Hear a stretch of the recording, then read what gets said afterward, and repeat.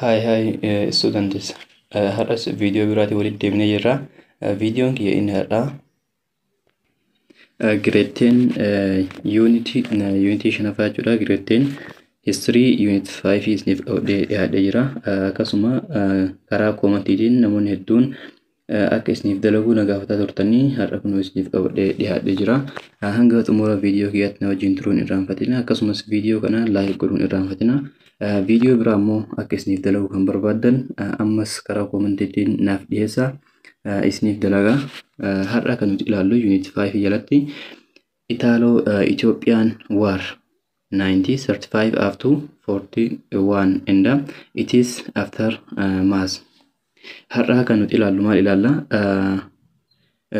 Waraana Itoophiyaatii fi akkasuma Itaalii yookiin immoo biyya Xaaliyaanii jennuun tana jidduutti bara 1935 hanga 41tti raawwatamee fi akkasumas taateewwan babbadaa isa keessa ta'e yookiin ammoo taateewwan gadhee isa keessa ta'e kan ilaalu ta'a jechuudha.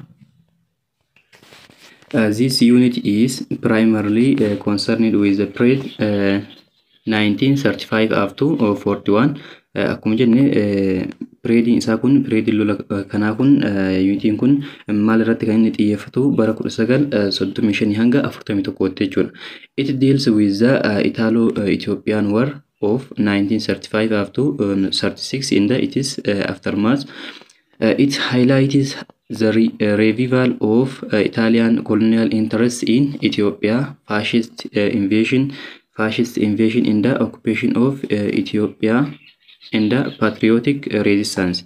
Akkasuma unitii kana jalatti ammoo kan nuti ilaallu maal fa'a revivalii yookiin ammoo qabsoo Itaaliin koloniidhaaf Itoophiyaa koloneeffatuudhaaf gootee fi akkasuma faashistii Itoophiyaa tana weeraruudhaaf dhufe jechuudha. Biyyuma maalirraa biyyuma Itaalii tanarraa yookiin ammoo Xaaliyaanii tanarraa akkasumas occupation of Ethiopia.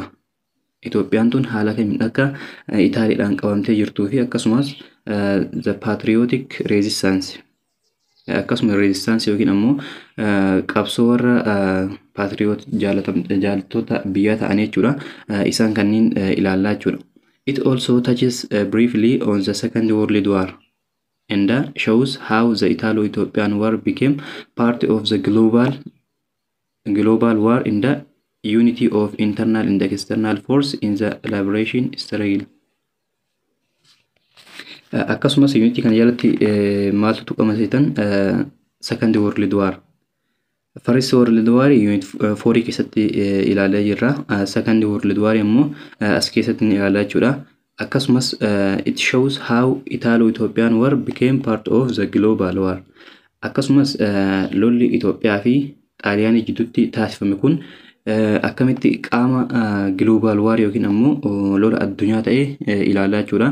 Akkasumas the unity of internal and external force in the liberation struggle. Qabsoo kana keessatti humnoota keessaatii fi humnoota alaatis ni ilaalaa jechuudha. Italo-Ethiopian relation 1906 up to 35. In Unit 2, you have seen that Ethiopian victory at the Battle of Adwa was the first major blow to Ethiopian colonialism in Africa. Injifannoo Itoophiyaan lola Adwaa irratti Itaalii injifattee turte. Itaaliyaan kolonializimii kanaaf kolonii Itaalii kanaaf maal ta'ee ture? Billow ta'ee ture jechuudha yookiin ammoo qilleensa'ee ture jechuudha. Hamma qara deemsan irraa xiqqishu maal taatee turte? Gufattee turte. Akkasuma isa kanaaf baay'ee qaanoyitee turte jechuudha injifatamuu isii kanaaf. Inni kun ammoo bara meeqatti? Bara 1896 ture jechuudha. Bara 1896.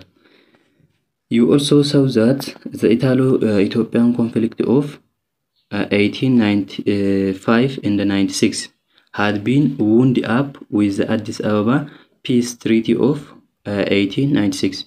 Akkasuma inni kun haala kamiin inni wundi ta'ee ture Addis Ababa Treaty dhaan jechuudha. Peace Treaty. Waliigaltee nageenya jechuudha.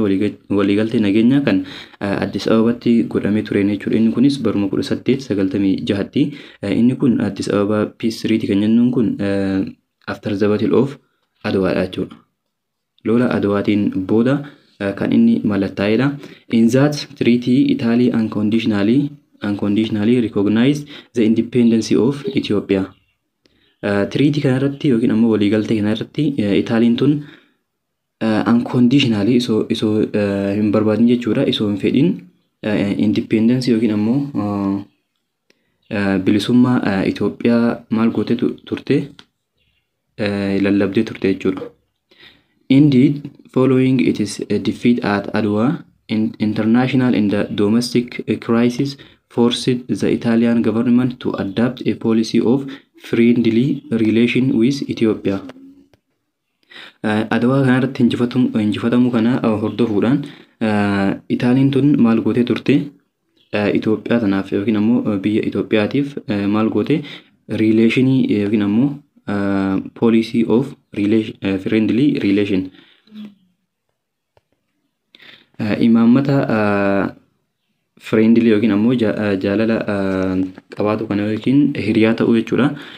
Isa kana maal gootee turte mallatteessitee fi turte jechuudha. The Italian government renounced its policy of colonial expansion and reduced the budget for it.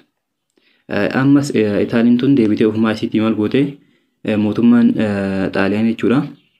Renounce godhe jechuudha. Walumaa galtee uume kanayyuu maal godhe ammas dhiisuu barbaade jechuudha. Maal godhuudhaan by reduce the budget for it. Baajata isarraa xiqqeessuudhaan baajata waliigaltee sanirraa xiqqeessuudhaan maal godhe waliigaltee kana akka inni diigamu barbaade jechuudha. Despite these peaceful moves, however, colonial ambitions did not totally die out. Kana jechuun waliigaltee kana yeroo mallatteessan kanatti Itaaliin tun guutumaan guututti koloneeffatuudhaaf Itoophiyaa tana koloneeffatuudhaaf dhiiftee jechuu hin dandeenyu jechuudha. Maaliif hanga tokko ammas carraaqqii guddaa taasiste jechuudha. Isiin tun as keessatti ni ilaalla. Thus behind official harmonious Italo-Ethiopian relation there were signs of revival of Italian colonial interest in Ethiopia. Officially kanan behind the official harmonious Italo-Ethiopian relation kun isuma akkasuma jiraatu ammas Itaaliin tun qabsaa'uudhaaf yookiin ammoo ammas deebitee Itoophiyaa tana koloneeffatuudhaaf saayinii yookiin ammoo mallattoowwan isaan kanneen nutti mul'isantu jira jechuudha. The first indication was Italy's plan of building railway connecting her colonies of Eritrea and Somaliland as manifested in the Tripartite Treaty of 1906. Unit 2 keessatti jechuudha inni kuni. Inni tokkoffaan kan akka isiin fedhii qabdu. Mallattoon inni tokkoffaan maal ture? Mallattoon inni tokkoffaan karoora isiin railway yookiin ammoo karaa baaburaa jechuudha kan kolonii Eertiraallee koloneeffatee turte isiin tuni. Eertiraa akkasumas Somaliland isa jennuun kana Somaaliyaallee koloneeffatee turte jechuudha. Eertiraan tun noorzitti argamti karaa kaaba Itoophiyaatiin, Somalilaandiin ammoo saawuziidhaan. Kanaafuu isaan kanneen karaa wal qabsiisu ijaaruudhaaf tattaaffii isiin goote irratti hundaa'uudhaan jechuudha inni tokkoffaan. Inni kun ammoo maal keessatti ibsamee jira? Tripartite Treaty keessatti. Tripartite Treaty'n maal jennee turre Unit 3 keessatti ilaallisaa. Tripartite Treaty'n biyyoota sadii jidduutti kan inni taasifame. Xaaliyaanii, Biriiteenii fi Firaansi jechuudha. Isaan sadanuu Itoophiyaa tana addaan qoqqooduudhaaf, addaan hiratuudhaaf maal godhanii turanii waliigaltee kana mallatteessanii turan jechuudha. Kanarratti Xaaliyaaniin maal barbaadde reelweey kan Eertiraa fi Somaalilaandii wal quunnamsiisu barbaadde. Firaansi ammoo isinis akkasuma reelweey karaa baaburaa jechuudha kan Addis Ababaa fi Jibuutii wal qabsiisu barbaadde jechuudha. Biriteen ammoo Naayil baasii ni barbaadde laga Naayil barbaadde jechuudha. Kanaafuu isaan kanneen irratti hundaa'uudhaan inni tokkoffaan isa kanaa jecha. The second sign of Italy's growing colonial interest came from following her entry into the First World War on the side of Entente powers in 1950. Inni lammaffaan ammoo maal ture? Saayinii yookiin ammoo mallattoon akka isiin Itoophiyaa koloneeffatuu barbaaddu mul'isu keessaa inni lammaffaan ammas deebitee Itaaliin tun maal seenuu isiiti? First World War lola addunyaa kan jalqabaa jechuudha. Ka tokkoffaa seenuu isiiti jechuudha. Saayidii kam? Warra Entente power triple Entente jechuudha. Triple Entente yookiin ammoo Allied power isa jennuun san seenuu isiiti jechuudha. Kana jechuun isiin jalqaba maal keessa turte? Jarmanii fi Austria Hungary wajjin triple alliance isa jennuun keessa turte. Triple Entente warra jennuun ammoo eenyuun fa'aa turanii? France, Briteenii fi maal turanii? Raashiyaa turan jechuudha. Isiin amma dhuftee seente Entente kana keessa seente. It became evident on the 1950 Allied discussion as to how to redistribute colonial possession in the event of victory. Isiin tun maaliif barbaadde? Triple Entente kana isiin seenuu barbaaddeef Triple Ententeen kun hinjifataa waan jiraniif garee warra Triple Alliance jennuun san dhiisuudhaan gara Triple Entente dhufte jechuudha. Maaliif evident yookiin ammoo hinjifannoo sanirraa maal godhuudhaaf kolonii isii babal'ifatuudhaaf waan barbaadduuf jechuudha.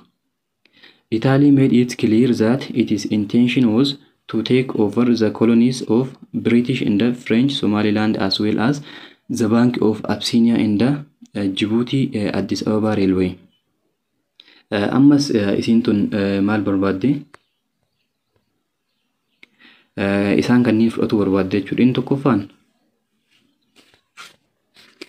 kolonii Biriitishii fi akkasumas French Somaliland isaan turan kanneen maal godhuu barbaadde? Fudhachuu barbaadde jechuudha. Akkasumas Bank of Abyssinia and Djibouti Addis Ababa Railway isaan jedhan kanneen take over godhuu barbaadde jechuudha. Fudhachuu barbaadde.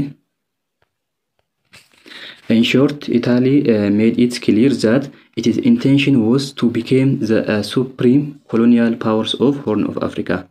Ammas isiin tun maal ta'uu barbaaddi? Kolonii isiitiin jechuudha. Kolonii isiitiin ol aanaa ta'uu barbaadde jechuudha. Horn of Africa keessatti, gaanfa Afrikaa warra jennuun kana keessatti. However, Britain and France opposed to Italy's demand and refused to surrender any of their colonies as well as their capitalist investment in Horn of Africa. Garuu Briteenii fi Firaansi warri jennuun kun maal godhanii Itilii tana faallaa isii ta'an jechuudha. Faallaa isii ta'an maaliif akka isiin wantoota barbaadde kanneen akka isiin hin arganne akkasumas kolonii isaanii akka hin kennine maal godhanii oppoozi godhanii jechuudha. Isii tana ofirraa ittisanii jechuudha. Kana jechuun faallaa isii ta'an wantoota isiin barbaadde. Thirdly, in 1922, fascists seized power in Italy. Bara 1922 ammoo fascistiin maal ta'ee ture? Seized ta'ee ture jechuudha. Yookiin hundeeffamee ture Itaalii keessatti. The leader of the fascist party, Benito Mussolini, rekindled the idea of an Italian colonial empire in Africa.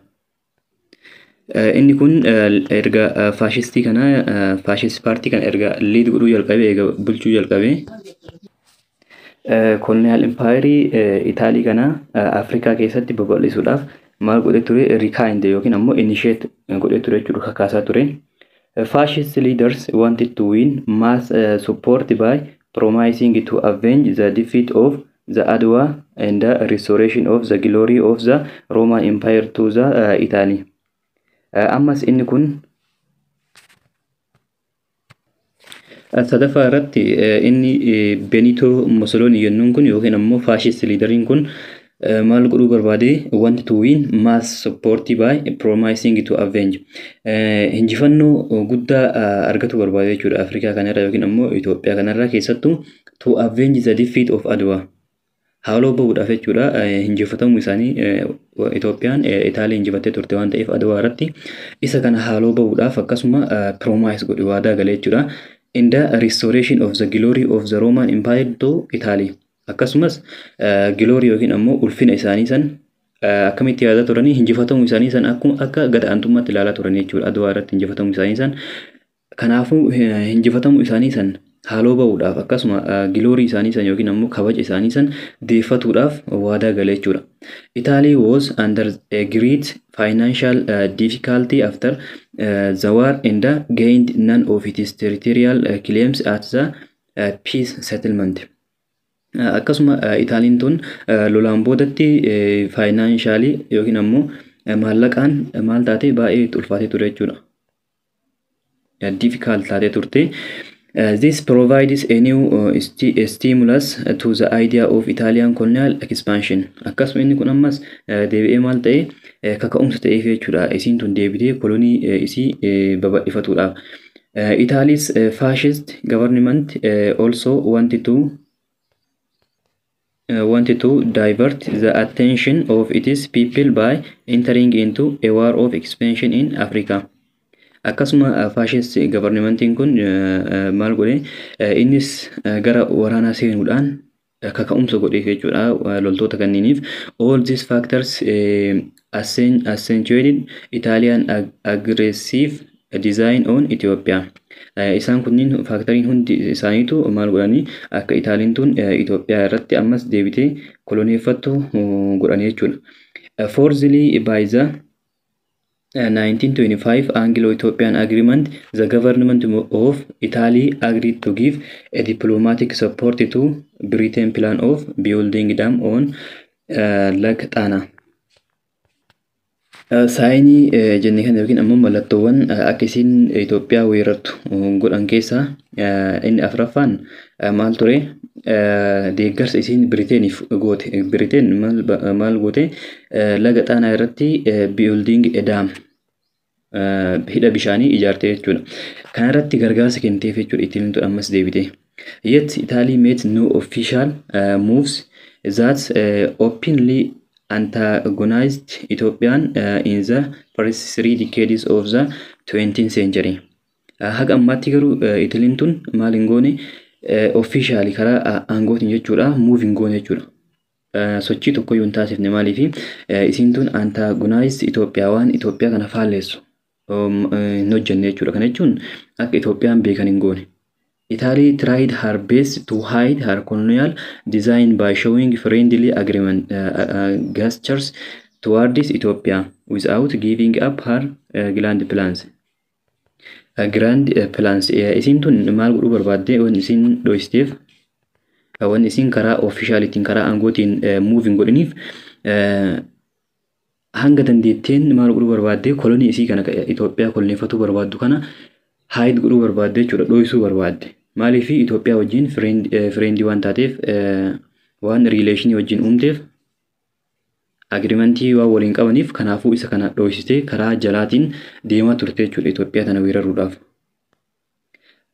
Italy gave diplomatic support to Ethiopia's membership in the League of Nations in 1923. Maal gooti isiin tun akka Itoophiyaan irratti hin beekneef Itoophiyaa tanaaf gargaarsa kenniteef jechuudha. Akka isiin League of Nations kanaaf akka isiin membarii taatu akka isiin miseensa taatu gargaarsa kenniteef maaliifi Firaansii fi Biriteen dhorgaa turan jechuudha Itoophiyaa tana keessa maaltu waan jiruuf daldalli waan jiruuf jechuudha daldalli garbaa inni jennuun sun waan jiruuf kanaafuu dhorgaa turan akka isiin membarii hin taaneef. Isiin tun ammoo maal goote League of Nations kanaaf akka isiin membarii taatuuf gargaarsa kenniteef jechuudha. Inni lammaffaan ammoo Rastafari's European tour of 1924 included an official visit to Italy. Rastafariin kun yookiin ammoo inni Haayila Sillaasee jennuun kun jechuudha akka inni Itaalii daawwatus gootee turte jechuudha. Kana mara maal godhatiin karaa jalaatiin Itoophiyaa tana weeraruuf ammas karoora baafataa turte jechuudha. Garuu ammoo Itoophiyaan relationii waliin qabna jedhanii yaadaa turan waan ta'eef. A treaty of peace in the friendship was signed in August 1928 between Ethiopia and Italy. Waliigalteen nageenya Itoophiyaa fi Itilee jidduutti kan inni hundeeffame bara kanii bara 1928 jechuudha. To advance her real plans, Italy used her colonies of Eritrea and Somali as basis of military preparation and subversive activities against Ethiopia. Isin tun Itileen tun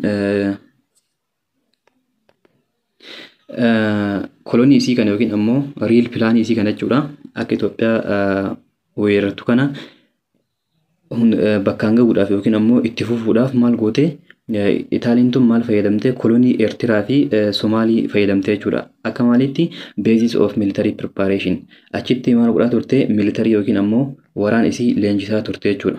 Ethiopia irratti Italians had also sown seeds of internal divisions using different individuals or groups who had one or another kind of grievance against Haile Selassie and his government. Ammas maal fayyadamte namoota dhuunfaatii fi akkasumas gruupii grievance yookiin ammoo komii Haile Sillaasee irratti qaban maal godhaa turte irratti kakaasaa turte jechuudha. They also sought to use class, religious, ethnic and dynastic conflict in Ethiopia for their own ends. Akkasumas qoqqoodama akkasumas amantaa fi ethnic dynasty isaan jennuun kanneen maal godhaa turte Itoophiyaa keessatti isaan kanneenis fayyadamaa turte jechuudha. Indeed, Italians seem to have attained a certain measure of success through this strategy. Strategiiwwan kanneen fayyadamuudhaan ammoo isin tun maal taate success taate turte jechuudha. The autocratic state of Haile Selassie had antagonized many hereditary regional rulers like Ras Hailu Ngojam, Dajjashmach Ayyaalaw Birru of Samen, Abba Jobir of Jimma, Dajjashmach Haile Selassie Gugsa of Tigray and other who later became collaborators of Italy. Akkasuma autocratic ruling yookiin ammoo seetiin Haile Sillaasee kun bulchiinsi mootummaa tokko qofaan hoogganamu kun jechuudha. Maal ta'ee ture regional rulers yookiin ammoo bulchitoota naannootiif faallaa ta'aa ture jechuudha. Maal kan akkaniin amma jenne kanneen jechuudha. Kan akka Hailuu of Gojam maal kan jennuun kunniin kanneeniif faallaa ta'ee ture maaliif autocratic kan jedhu kun hin taaneef jechuudha. Kanaafuu isaan kunniin hundi isaaniitu gara xumuraatti maal ta'anii turanii became collaborators of Italy. Warra harka kennitan ta'anii turan jechuudha Itaaliidhaaf. The Walwal incident in the reaction of League of Nations. Taatee walwal bakka jedhamutti taasifamee fi akkasumas reaction yookiin ammoo taatee League of Nations kun walwal incidentii kana irratti taasisee maal kan jedhu ilaalla. Walwal is a place located inside the Ethiopian territory of Ogaden. Walwal inni jennuun kun bakka Itoophiyaa keessatti argamu ta'ee inni kun bakka maalitti daangaa Itoophiyaa irratti kan argamudha jechuudha. Ogaden bakka jedhamutti. However, by the 1930s, through a process of encroachment, the Italians had established illegal control over it.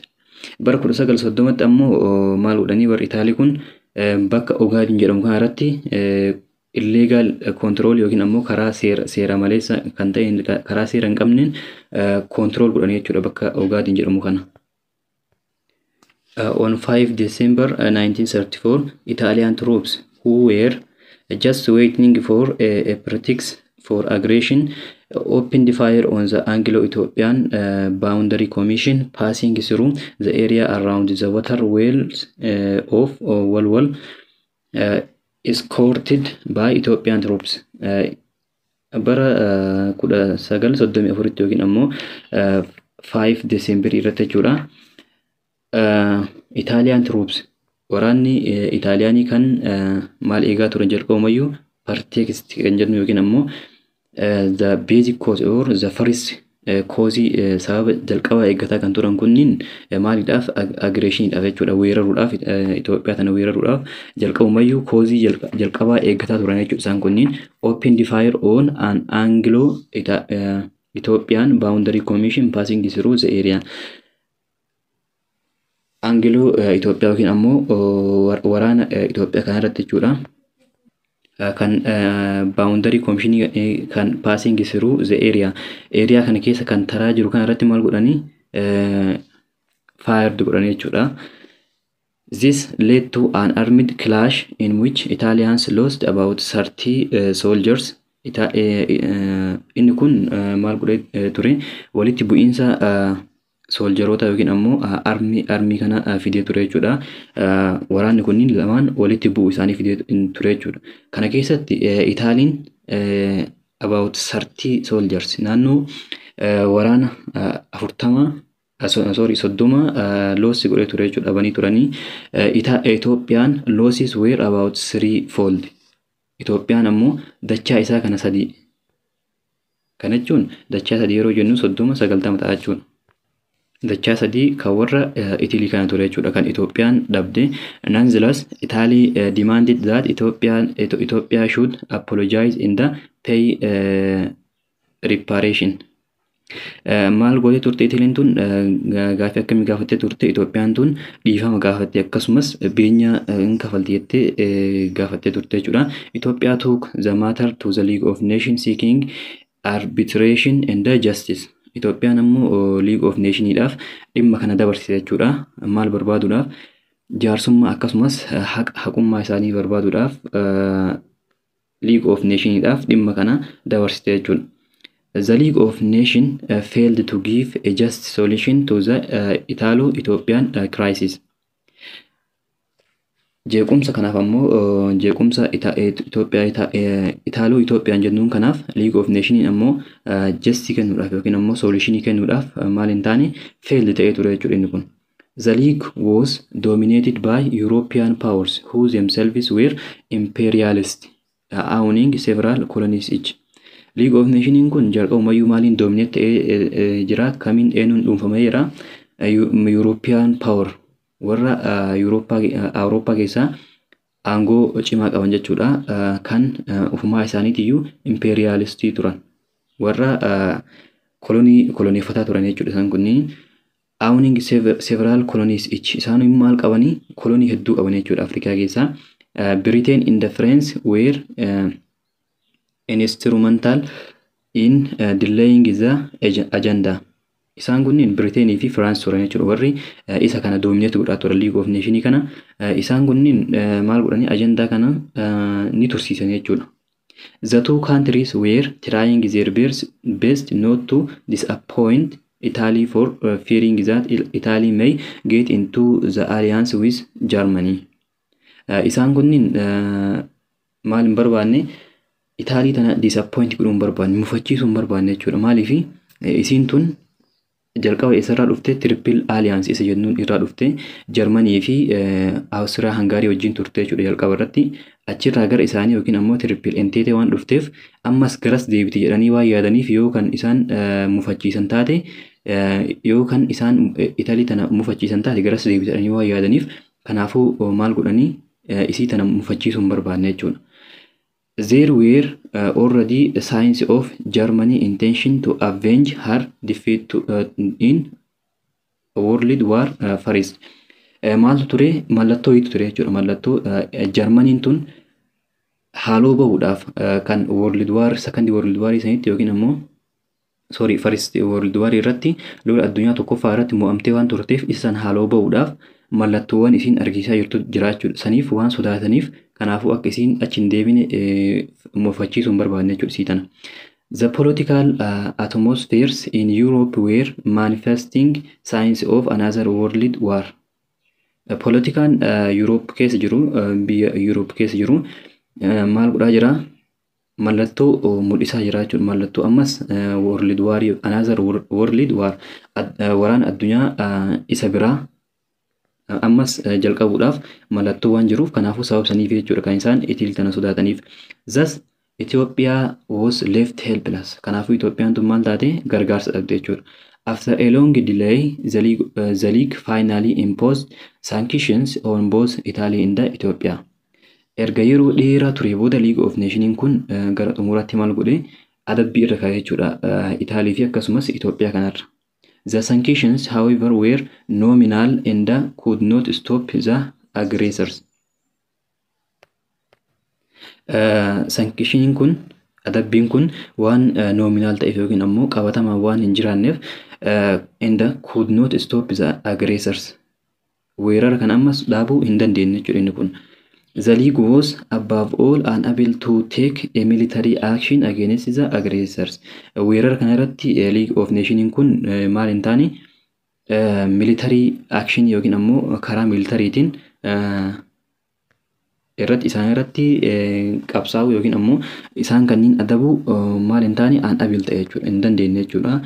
In the end, the League of Nations lacked both the will and the power to give a just decision. Dhumarratti maal ta'e League of Nations kun wiilii fi akkasuma wiilii jechuun fedhii jechuudha. Wiilii fi power illee yookiin ammoo aangoo illee dhabee jechuudha. Humna ittiin justii kennu yookiin ammoo just decision marii haqaa kan kennu hin dhabee jechuudha. It became incapable of stopping aggressions in Europe and Asia. Inni kun maal hin taane hin dandeenye jechuudha. Weerara Eurooppii fi akkasuma Eeshiyaa keessatti taasifamaa jiru kanaan jaraan taasifamaa jiru kanaan dhaabuu hin dandeenye jechuudha. Encouraged by the diplomatic support from Britain and France and the weakness of League of Nations, Italy invaded Ethiopia using the wall incident as the pretext. Italiin dun ammoo ammas gargaarsa Briteenii fi Firaansii kana fayyadamuudhaan akkasumas dadhabina League of Nations kana fayyadamuudhaan Itoophiyaa maal goote invade goote jechuudha weerarte Itoophiyaa tana using the wall incident as a pretext. Maal fayyadamuudhaan wal incident kana yookiin ammoo taatee wal irratti raawwatame kana akka kooziitti akka sababa jalqabaatti fudhatuudhaan Itoophiyaa tana weerarte jechuudha. Kanaafuu viidiyoo keenya kan guyyaa har'aa haala kanaan xumurree jira. Yeroo itti aanu paartii lammaffaadhaan hanga walitti deebinutti